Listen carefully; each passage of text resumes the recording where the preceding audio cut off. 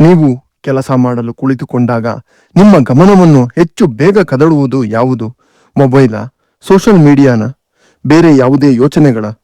ನೀವು ದಿನದಲ್ಲಿ ಎಷ್ಟು ಸಮಯ ನಿಜವಾದ ಫೋಕಸ್ನೊಂದಿಗೆ ಕೆಲಸ ಮಾಡುತ್ತೀರಿ? 30 ನಿಮಿಷಗಳಿಗಿಂತಲೂ ಕಡಿಮೆಯೇ? 1-2 ಗಂಟೆಗಳ ಕಾಲವೇ? ಇಲ್ಲ 3 ಗಂಟೆ ಅಥವಾ ಅದಕ್ಕೂ ಹೆಚ್ಚೆ? ನೀವು ಎಂದಾದರೂ 10 ನಿಮಿಷ ಮೊಬೈಲ್ ಇಲ್ಲದೆ ಸುಮ್ಮನೆ ಕೂತು ನೋಡಿದ್ದೀರಾ? ಇದು ನಿಮ್ಮ ಮೆದುಳಿನ ಫೋಕಸ್ ಶಕ್ತಿಯನ್ನು ಪರೀಕ್ಷಿಸುತ್ತದೆ. ನಿಮ್ಮ ಜೀವನದಲ್ಲಿ ನೀವು ಹೆಚ್ಚು ಫೋಕಸ್ ಬೇಕು ಎಂದು ಅನಿಸುವುದು ಯಾವ ಕ್ಷೇತ್ರದಲ್ಲಿ? ಅದು ಓದೆ, ಕೆಲಸವೇ ಅಥವಾ ಸ್ವಯಂ ವಿಕಾಸವೇ? ನೀವು ಮುಂದಿನ 7 ದಿನ ಈ ಫೋಕಸ್ ಸವಾಲನ್ನು ಪ್ರಯತ್ನಿಸಲು ಸಿದ್ಧರಿದ್ದೀರಾ? ಕಮೆಂಟ್ನಲ್ಲಿ ಬರೆಯಿರಿ, ಫೋಕಸ್ ಚಾಲೆಂಜ್ ಅಕ್ಸೆಪ್ಟೆಡ್ ಎಂದು. ಫ್ರೆಂಡ್ಸ್, ನಾವು ಇಂದಿನ ಕಾಲದಲ್ಲಿ ಬದುಕುತ್ತಿರುವ ಜಗತ್ತು ಅತ್ಯಂತ ವೇಗವಾದದ್ದು. ಪ್ರತಿ ಕ್ಷಣ ನಮ್ಮ ಮೊಬೈಲ್ನಲ್ಲಿ ಹೊಸ ನೋಟಿಫಿಕೇಶನ್ ಬರುತ್ತದೆ. WhatsApp message, Instagram reels, YouTube shorts ಮತ್ತು ನ್ಯೂಸ್ ಅಲರ್ಟ್ಗಳು. ಒಂದು ಕ್ಷಣ ಯೋಚಿಸಿ ನೋಡಿ, ನಾವು ಒಂದು ಕೆಲಸ ಅಥವಾ ಓದಲು ಕುಳಿತುಕೊಂಡಾಗ ಏನಾಗುತ್ತದೆ ಎಂದು. 5 ನಿಮಿಷ ಓದಲು ಅಥವಾ ಕೆಲಸ ಮಾಡಲು ಪ್ರಯತ್ನಿಸುತ್ತೇವೆ. ಆದರೆ ಅಷ್ಟರಲ್ಲಿ ಮೆದುಳು ಹೇಳುತ್ತದೆ, ಒಮ್ಮೆ ಫೋನ್ ನೋಡೋಣ. ಅಲ್ಲಿಂದ ಶುರುವಾಗುತ್ತದೆ ಒಂದು ಚಕ್ರ. 5 ನಿಮಿಷ ಹೋಗಿ 30 ನಿಮಿಷಗಳಾಗುತ್ತದೆ. 30 ನಿಮಿಷ 1 ಗಂಟೆ ಆಗುತ್ತದೆ. ಆಮೇಲೆ ನಾವು ಹೇಳಿಕೊಳ್ಳುತ್ತೇವೆ, ಇಂದು ಫೋಕಸ್ ಮಾಡಲು ಸಾಧ್ಯವೇ ಆಗಲಿಲ್ಲ ಎಂದು. ಆದರೆ ಸಮಸ್ಯೆ ನಮ್ಮಲ್ಲಿ ಇಲ್ಲ, ಸಮಸ್ಯೆ ನಮ್ಮ ಡಿಜಿಟಲ್ ಪರಿಸರದಲ್ಲಿ ಇದೆ. ಒಂದು ಪ್ರಸಿದ್ಧ ಸಂಶೋಧನೆಯ ಪ್ರಕಾರ ಇಂದಿನ ಮನುಷ್ಯನ ಅಟೆನ್ಷನ್ ಸ್ಪ್ಯಾನ್ ಕೇವಲ 8 ಸೆಕೆಂಡ್ಗಳು ಮಾತ್ರ. ಅಂದರೆ ಕೆಲವು ಸಂದರ್ಭಗಳಲ್ಲಿ ಅದು ನಮ್ಮ ಮನೆಯ ಫಿಶ್ ಟ್ಯಾಂಕ್ಗಳಲ್ಲಿರುವ ಗೋಲ್ಡ್ ಫಿಶ್ನ ಫೋಕಸ್ಗಿಂತಲೂ ಅತಿ ಕಡಿಮೆ. ಇದೇ ಜಗತ್ತಿನಲ್ಲಿ ಕೆಲವು ಜನರು ಏಕೆ ಅಸಾಧಾರಣ ಸಾಧನೆ ಮಾಡುತ್ತಾರೆ? ಹೇಗೆ ಕೆಲವು ಜನರು ಪುಸ್ತಕ ಓದುತ್ತಾರೆ, ದೊಡ್ಡ ಕಂಪನಿಗಳನ್ನು ಕಟ್ಟುತ್ತಾರೆ, ಮಹಾನ್ ವಿಜ್ಞಾನಿಗಳಾಗುತ್ತಾರೆ? ಅದಕ್ಕೆ ಉತ್ತರ ಒಂದೇ ಒಂದು ಪದ, ಏಕಾಗ್ರತೆ, ಫೋಕಸ್. ಇದನ್ನೇ ನಮ್ಮ ಮಹಾನ್ ಸನ್ಯಾಸಿ ಸ್ವಾಮಿ ವಿವೇಕಾನಂದ ಒಮ್ಮೆ ಹೀಗೆ ಹೇಳಿದ್ದಾರೆ, ಒಬ್ಬ ಸಾಮಾನ್ಯ ಮನುಷ್ಯ ಮತ್ತು ಅಸಾಮಾನ್ಯ ಮನುಷ್ಯನ ನಡುವಿನ ವ್ಯತ್ಯಾಸವೇ ಅವರ ಏಕಾಗ್ರತೆ.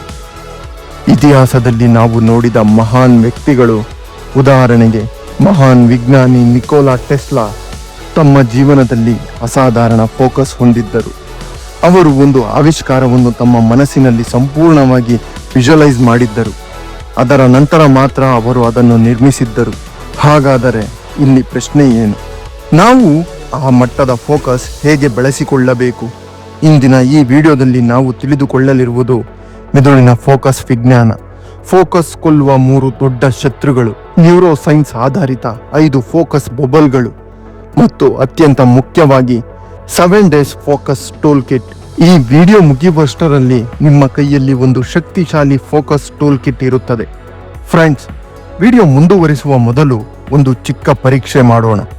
ನೀವು ನಿಮ್ಮ ಮುಂದೆ ಇರುವ ಯಾವುದಾದರೂ ಒಂದು ವಸ್ತುವನ್ನು ನೋಡಿ. ಉದಾಹರಣೆಗೆ ಪೆನ್, ಗಡಿಯಾರ, ಗೋಡೆ ಮೇಲಿರುವ ಚುಕ್ಕಿ, ಯಾವುದಾದರೂ ಸರಿ. ಈಗ 10 ಸೆಕೆಂಡ್ ಅದನ್ನು ಮಾತ್ರ ನೋಡಿ. ಮೊಬೈಲ್ ನೋಡಬೇಡಿ, ಬೇರೆ ಯೋಚನೆ ಮಾಡಬೇಡಿ. 10, 9, 8, 7, 6, 5, 4, 3, 2, 1. ನಿಮ್ಮ ಮೆದುಳು ಬೇರೆ ಕಡೆ ಹೋಗಲು ಪ್ರಯತ್ನಿಸುತ್ತಿತ್ತೆ? ಹೌದು ಅಂದರೆ ಈ ವಿಡಿಯೋ ನಿಮಗಾಗಿ. ಮೊದಲು ನಿಮ್ಮ ಮೆದುಳಿನ ಒಳಗೆ ಏನಾಗುತ್ತದೆ ಎಂದು ಅರ್ಥ ಮಾಡಿಕೊಳ್ಳೋಣ. ಫೋಕಸ್ ಎಂಬುದು ಒಂದು ಬಾಣದಂತೆ. ಬಾಣ ಗುರಿ ತಲುಪಲು 3 ಪ್ರಮುಖ ಭಾಗಗಳು ಬೇಕು. ಬಾಣದ ಹಿಂದೆ ಇರುವ ಗರಿ, ಬಾಣದ ದೇಹ ಮತ್ತು ಬಾಣದ ಚೂಪಾದ ತುದಿ. ಅದೇ ರೀತಿಯಲ್ಲಿ ನಮ್ಮ ಮೆದುಳಿಗೂ 3 ಪ್ರಮುಖ ನ್ಯೂರೋ ಕೆಮಿಕಲ್ಸ್ ಬೇಕು. ಮೊದಲನೆಯದು ಎಪಿನೆಫ್ರನ್. ಇದು ಬಾಣದ ಹಿಂದಿನ ಗರಿಗಳಂತೆ ಇರುತ್ತದೆ. ಇದು ನಮ್ಮನ್ನು ಅಲರ್ಟ್ ಮಾಡುತ್ತದೆ. ಬೆಳಗ್ಗಿನ ಹೊತ್ತು ನಾವು ಎದ್ದಾಗ ತಾಜಾ ಅನಿಸುತ್ತದೆಯಲ್ಲ, ಅದರ ಹಿಂದೆ ಎಪಿನೆಫ್ರನ್ ಕೆಲಸ ಮಾಡುತ್ತದೆ. ಎರಡನೆಯದು ಅಸಿಟಲ್ ಕೊಲಿನ್. ಇದು ಬಾಣದ ದೇಹದಂತೆ. ಇದು ನಮ್ಮ ಗಮನವನ್ನು ಒಂದು ಗುರಿಯ ಮೇಲೆ ಲಾಕ್ ಮಾಡುತ್ತದೆ. ಉದಾಹರಣೆಗೆ, ಒಬ್ಬ ವಿದ್ಯಾರ್ಥಿ ಪುಸ್ತಕ ಓದುತ್ತಿದ್ದಾನೆ. ಆತನ ಸುತ್ತಲೂ ಏನು ನಡೆಯುತ್ತಿದೆ ಎಂದು ಅವನ ಗಮನಕ್ಕೆ ಬರದಿದ್ದರೆ ಅಲ್ಲಿ ಅಸಿಟಲ್ ಕೊಲಿನ್ ಕೆಲಸ ಮಾಡುತ್ತಿದೆ ಎಂದರ್ಥ. ಮೂರನೆಯದೇ ಡೋಪಮೈನ್. ಇದು ಬಾಣದ ಚೂಪಾದ ತುದಿ. ನಾವು ಗುರಿ ಮುಟ್ಟಿದಾಗ ಸಿಗುವ ಸಂತೋಷವೇ ಡೋಪಮೈನ್. ಒಂದು ಕೆಲಸ ಮುಗಿಸಿ ನಾವು ಹೇಳುತ್ತೇವೆ, ವಾವ್, ಇದನ್ನು ಮುಗಿಸಿದೆ.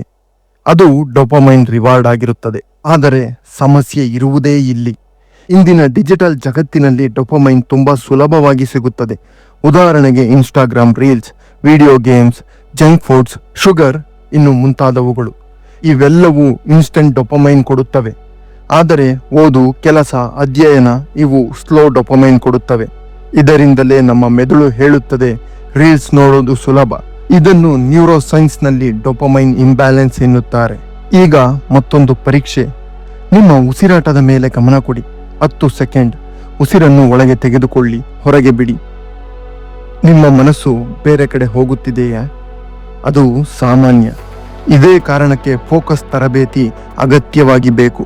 ನಾವು ಫೋಕಸ್ ಹೆಚ್ಚಿಸಲು ಪ್ರಯತ್ನಿಸುವ ಮುನ್ನ ಅದನ್ನು ಕೊಲ್ಲುತ್ತಿರುವ ಶತ್ರುಗಳನ್ನು ತಿಳಿಯಬೇಕು. ಮೊದಲ ಶತ್ರು ಕಾಗ್ನೇಟಿವ್ ಎನರ್ಜಿ ಡ್ರೈನ್. ನಮ್ಮ ಮೆದುಳನ್ನು ಒಂದು ಮೊಬೈಲ್ ಬ್ಯಾಟರಿ ಎಂದು ಕಲ್ಪಿಸಿಕೊಳ್ಳಿ. ಬೆಳಗ್ಗೆ ಎದ್ದಾಗ ಅದು 100% ಚಾರ್ಜ್ ಆಗಿರುತ್ತದೆ. ಆದರೆ ನೀವು ಎದ್ದ ಕೂಡಲೇ ಇನ್ಸ್ಟಾಗ್ರಾಮ್, ವಾಟ್ಸಪ್, ನ್ಯೂಸ್, ಇಮೇಲ್ಸ್ ಇವೆಲ್ಲವನ್ನು ಮೊದಲು ನೋಡಿದಾಗ ಏನಾಗುತ್ತದೆ ಗೊತ್ತಾ? 10 ಗಂಟೆಗಳ ಬ್ಯಾಟರಿ ಅಂದರೆ 20% ಚಾರ್ಜ್ ಕಮ್ಮಿ ಆಗುತ್ತದೆ. ಅದರ ನಂತರ ನೀವು ಓದಲು ಕುಳಿತರೆ ಮೆದುಳು ಹೇಳುತ್ತದೆ ಈಗ ನನ್ನಲ್ಲಿ ಶಕ್ತಿ ಇಲ್ಲ ಎಂದು. ಎರಡನೇ ಶತ್ರು ರಿಯಾಕ್ಷನ್ ಮೋಡ್. ಬೆಳಗ್ಗೆ ಎದ್ದಾಗ ನಾವು ಪ್ರೋಆಕ್ಟಿವ್ ಆಗಿರಬೇಕು. ಆದರೆ ಹೆಚ್ಚಿನ ಜನರು ರಿಯಾಕ್ಟಿವ್ ಆಗಿರುತ್ತಾರೆ. ಅಂದರೆ ಮೆಸೇಜ್ಗೆ ರಿಪ್ಲೈ ಮಾಡುವುದು, ನೋಟಿಫಿಕೇಶನ್ ಬಂದರೆ ಚೆಕ್ ಮಾಡುವುದು, ಕಾಲ್ ಬಂದರೆ ಅಟೆಂಡ್ ಮಾಡುವುದು. ಇದರಿಂದ ಮೆದುಳು ತನ್ನ ಕಂಟ್ರೋಲ್ ಮೋಡನ್ನು ಕಳೆದುಕೊಳ್ಳುತ್ತದೆ. ಇನ್ನು ಫೋಕಸ್ನ ಮೂರನೆಯ ಶತ್ರು ಟೆನ್ಷನಲ್ ಬ್ಲಿಂಕ್ಸ್. ನಾವು ತುಂಬ ಸ್ಟ್ರೆಸ್ನಲ್ಲಿ ಇದ್ದಾಗ ಮೆದುಳು ಕೆಲವು ಮಾಹಿತಿಯನ್ನು ಮಿಸ್ ಮಾಡುತ್ತದೆ. ಇದನ್ನೇ ಅಟೆನ್ಷನಲ್ ಬ್ಲಿಂಕ್ಸ್ ಎಂದು ಕರೆಯುತ್ತಾರೆ. ಈ ಮೂರು ಫೋಕಸ್ನ ಅತಿ ದೊಡ್ಡ ಶತ್ರುಗಳು. ಈಗ ಸ್ಕ್ರೀನ್ ಮೇಲೆ ಫೋಕಸ್, ಕ್ಲಾರಿಟಿ, ಡಿಸಿಪ್ಲಿನ್ ಈ 3 ಪದಗಳನ್ನು 10 ಸೆಕೆಂಡ್ಗಳ ಕಾಲ ನೋಡಿ ಅವುಗಳನ್ನು ನೆನಪಿನಲ್ಲಿಡಿ. ಫ್ರೆಂಡ್ಸ್, ಪ್ರಸಿದ್ಧ neuro scientist Sid Warrier focus ಹೆಚ್ಚಿಸಲು ಒಂದು ಆಸಕ್ತಿದಾಯಕ ತಂತ್ರವನ್ನು ಹೇಳುತ್ತಾರೆ. ಅದೇ 5 ಫೋಕಸ್ ಬಬಲ್ಗಳು. Bubble number 1 time. ನಿಮ್ಮ ಮೆದುಳು ಯಾವ ಸಮಯದಲ್ಲಿ ಚುರುಕಾಗಿರುತ್ತದೆ? ಕೆಲವರಿಗೆ ಬೆಳಗ್ಗೆ, ಕೆಲವರಿಗೆ ರಾತ್ರಿ. ಆ ಸಮಯವನ್ನು ಡೀಪ್ ವರ್ಕ್ಗೆ ಮೀಸಲಿಡಿ. Bubble number 2 space. ನಿಮ್ಮ ಟೇಬಲ್ನ ಮೇಲೆ ವಸ್ತುಗಳು ಹರಡಿದ್ದರೆ ನಿಮ್ಮ ಮೆದುಳು ಕೂಡ ಗೊಂದಲಕ್ಕೊಳಗಾಗುತ್ತದೆ. ಅದಕ್ಕಾಗಿ ನಿಮ್ಮ ಟೇಬಲ್ ಅನ್ನು ಕ್ಲೀನ್ ಆಗಿಡಿ. ವಸ್ತುಗಳನ್ನು ಟೇಬಲ್ನ ಮೇಲೆ ಹರಡಬೇಡಿ. Clean desk is equal to clean mind. Bubble 3 energy. ಆಹಾರ ಕೂಡ ಫೋಕಸ್ ಮೇಲೆ ಪರಿಣಾಮ ಬೀರುತ್ತದೆ. ಉದಾಹರಣೆಗೆ ಪ್ರೋಟೀನ್, ಒಮೆಗಾ 3, ನಟ್ಸ್ ಇವು ಮೆದುಳಿಗೆ ಶಕ್ತಿ ನೀಡುತ್ತದೆ. Bubble number 4 task. Multi tasking ಒಂದು ಮಿತ್. ಮೆದುಳು ಒಂದು ಸಮಯದಲ್ಲಿ ಒಂದು ಕೆಲಸವನ್ನು ಮಾತ್ರ ಮಾಡಲು ಸಾಧ್ಯ. Bubble number 5 thought. ನೀವು ನಿಮ್ಮ ಕೆಲಸ ಪ್ರಾರಂಭಿಸುವ ಮುನ್ನ 3 ನಿಮಿಷ ಡೀಪ್ ಬ್ರೀತಿಂಗ್ ಮಾಡಿ. ಇದು ನಿಮ್ಮ ಮೆದುಳಿನ ಸ್ಟ್ರೆಸ್ ಕಡಿಮೆ ಮಾಡುತ್ತದೆ. ನೀವು ನಿಮ್ಮ ಫೋಕಸ್ ಅನ್ನು ಹೆಚ್ಚಿಸಲು ಇಲ್ಲಿದೆ 5 ಟೂಲ್ಗಳು. ಟೂಲ್ ನಂಬರ್ 1 ವಿಜುವಲ್ ಗ್ಲೇಸ್ ಟ್ರೈನಿಂಗ್. ಗೋಡೆಯ ಮೇಲೆ ಅಥವಾ ನೆಲದ ಮೇಲೆ ಯಾವುದಾದರೂ ಒಂದು ಚುಕ್ಕಿಯನ್ನು ನೋಡಿ ಸತತ 60 ಸೆಕೆಂಡ್ಗಳ ಕಾಲ ಅದನ್ನೇ ನೋಡುತ್ತಾ ಬನ್ನಿ. ನಿಮ್ಮ ಗಮನ ಬೇರೆ ಕಡೆ ಹೋಗುವುದು ಬೇಡ. ಈ ಟೂಲ್ ನಿಮ್ಮ ಮೆದುಳಿನ ಫೋಕಸ್ ಸರ್ಕ್ಯೂಟ್ ಆಕ್ಟಿವ್ ಮಾಡುತ್ತದೆ. ಎರಡನೆಯ ಟೂಲ್ ಅಲ್ಟ್ರಾಡಿಯಾನ್ ಸೈಕಲ್. ನಮ್ಮ ಮೆದುಳು ಸುಮಾರು 90 ನಿಮಿಷಗಳು ಮಾತ್ರ ಡೀಪ್ ಫೋಕಸ್ ಮಾಡಬಲ್ಲದು. ಅದಾದ ನಂತರ ಬ್ರೇಕ್ ಬೇಕೇ ಬೇಕು. 90 ನಿಮಿಷ ಕೆಲಸ, 20 ನಿಮಿಷ ಬ್ರೇಕ್. ಮೂರನೆಯ ಟೂಲ್ ಟೂ ಲಿಸ್ಟ್ ಸ್ಟ್ರಾಟರ್ಜಿ. ಪ್ರಸಿದ್ಧ ಹೂಡಿಕೆದಾರ ವಾರನ್ ಬಫೆಟ್ ಒಂದು ಸರಳ ತಂತ್ರ ಬಳಸುತ್ತಾರೆ. 25 ಕೆಲಸ ಬರೆಯಿರಿ, ಅದರಲ್ಲಿ 5 ಮಾತ್ರ ಆಯ್ಕೆ ಮಾಡಿ, ಉಳಿದ 20 ಅವಾಯ್ಡ್ ಲಿಸ್ಟ್ಗೆ ಹಾಕಿ. ಇದರಲ್ಲಿ ನೀವು ಮಾಡಿ ಮುಗಿಸಲೇಬೇಕಾದ ಕೆಲಸಗಳನ್ನು ಮಾತ್ರ ಆಯ್ಕೆ ಮಾಡಿ, ಬೇರೆಲ್ಲವನ್ನು ಅವಾಯ್ಡ್ ಮಾಡಿ ಮತ್ತು ಆ 5 ಕೆಲಸವನ್ನು ಮಾಡಿ ಮುಗಿಸಿ. 4ನೆಯ ಟೂಲ್ ಬಾರ್ಡಮ್ ಚಾಲೆಂಜ್. ಪ್ರತಿ ದಿನ 10 ನಿಮಿಷ ಏನಾದರೂ ಮಾಡಿ.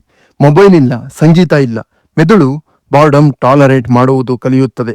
5ನೆಯ ಟೂಲ್ ಬೈನಾರಲ್ ಬೀಟ್ಸ್.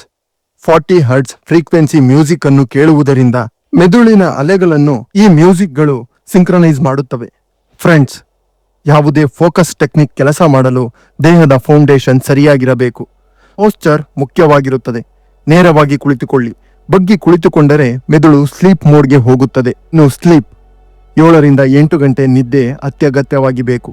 ನಿದ್ದೆ ಕಡಿಮೆಯಾದರೆ ಫೋಕಸ್ ಡಿಸ್ಟರ್ಬ್ ಆಗುತ್ತದೆ. ಹೈಡ್ರೇಷನ್. ಮೆದುಳು ಸುಮಾರು 75% ನೀರಿನಿಂದ ಕೂಡಿದೆ. ನಾವು ನೀರನ್ನು ಕಡಿಮೆ ಕುಡಿದರೆ ಇದು ನಮ್ಮ ಮೆದುಳಿನ ಕ್ಲಾರಿಟಿ ಮೇಲೆ ಕೂಡ ಪರಿಣಾಮ ಬೀರುತ್ತದೆ. ಕ್ಲಾರಿಟಿ ಕಡಿಮೆಯಾಗಿರುತ್ತದೆ. 17 ಮಿನಿಟ್ಸ್ ರೆಸ್ಟ್. ನಿಮಗೆ ಫೋಕಸ್ ಮಾಡಲು ಆಗುತ್ತಿಲ್ಲ ಎಂದಾಗ ಕಣ್ಣು ಮುಚ್ಚಿ ಉಸಿರಾಟದ ಕಡೆ 17 ನಿಮಿಷ ಗಮನ ಕೊಡಿ. ಹೀಗೆ ಮಾಡುವುದರಿಂದ ನಿಮ್ಮ ಮೆದುಳಿನ ನ್ಯೂರಲ್ ಸರ್ಕ್ಯೂಟ್ಸ್ಗೆ ರೆಸ್ಟ್ ಸಿಗುತ್ತದೆ. ಹೀಗೆ ಮಾಡುವುದರಿಂದ ನೀವು ನಿಮ್ಮ ಕೆಲಸದಲ್ಲಿ ಇನ್ನಷ್ಟು ಫೋಕಸ್ ಅನ್ನು ಹೆಚ್ಚಿಸಿಕೊಳ್ಳಬಹುದು. ಹೀಗೆ ಮಾಡುತ್ತಾ ಬಂದರೆ 7 ದಿನದಲ್ಲಿ ನೀವು ನಿಮ್ಮ ಫೋಕಸ್ ಅನ್ನು ಹೆಚ್ಚಿಸಿಕೊಳ್ಳಬಹುದು. ಫ್ರೆಂಡ್ಸ್, ಫೋಕಸ್ ಅನ್ನುವುದು ಹುಟ್ಟಿನಿಂದ ಬರುವ ಶಕ್ತಿಯಲ್ಲ, ಅದು ತರಬೇತಿಯಿಂದ ಬೆಳೆಯುವ ಕೌಶಲ್ಯ. ನೀವು ಇಂದಿನಿಂದ 10 ಸೆಕೆಂಡ್ ಫೋಕಸ್ ಟೆಸ್ಟ್ ಮಾಡಿ. ಇದು ಫೋಕಸ್ ಬಬಲ್ಗಳನ್ನು ಅಭ್ಯಾಸ ಮಾಡಿ. 7 ದಿನದ ಟೂಲ್ ಕಿಟ್ ಅನ್ನು ಅನುಸರಿಸಿದರೆ ನೀವು ನಿಮ್ಮ ಮೆದುಳನ್ನು ನಿಧಾನವಾಗಿ ಬಲಪಡಿಸಬಹುದು. 1 ವಾರದ ನಂತರ ನೀವು ಗಮನಿಸುತ್ತೀರಾ, ಹೆಚ್ಚು ಕ್ಲಾರಿಟಿ, ಡಿಸ್ಟ್ರಾಕ್ಷನ್, ಹೆಚ್ಚು ಪ್ರಾಡಕ್ಟಿವಿಟಿ. ನೆನಪಿನಲ್ಲಿಡಿ, ಸಣ್ಣ ಸಣ್ಣ ಬದಲಾವಣೆಗಳು ದೊಡ್ಡ ಫಲಿತಾಂಶವನ್ನು ತರುತ್ತವೆ. ಫ್ರೆಂಡ್ಸ್, ನಾನು ವಿಡಿಯೋದ ಮಧ್ಯದಲ್ಲಿ ನಿಮಗೆ ಸ್ಕ್ರೀನ್ ಮೇಲೆ 3 ಪದಗಳನ್ನು ತೋರಿಸಿದ್ದೆ. ಆ ಪದಗಳು ನಿಮಗೆ ಈಗಲೂ ನೆನಪಿದ್ದರೆ ನಿಮ್ಮ ಫೋಕಸ್ ತುಂಬಾ ಚೆನ್ನಾಗಿದೆ. ನೆನಪಿರುವ ಪದಗಳನ್ನು ಕಾಮೆಂಟ್ ಬಾಕ್ಸ್ನಲ್ಲಿ ತಿಳಿಸಿ. ಈ ವಿಡಿಯೋ ನಿಮಗೆ ಇಷ್ಟವಾಗಿದ್ದರೆ ವಿಡಿಯೋವನ್ನು ಲೈಕ್ ಮಾಡಿ, ನಿಮ್ಮ ಸ್ನೇಹಿತರೊಂದಿಗೆ ಶೇರ್ ಮಾಡಿ, ಚಾನಲ್ಗೆ ಸಬ್ಸ್ಕ್ರೈಬ್ ಮಾಡಿ ಮತ್ತು ಬೆಲ್ ಐಕಾನ್ ಅನ್ನು ಒತ್ತಿ. ಮುಂದಿನ ವಿಡಿಯೋದಲ್ಲಿ ಮತ್ತೆ ಭೇಟಿಯಾಗೋಣ. ಅಲ್ಲಿಯವರೆಗೂ ಸ್ಟೇ ಫೋಕಸ್ಡ್.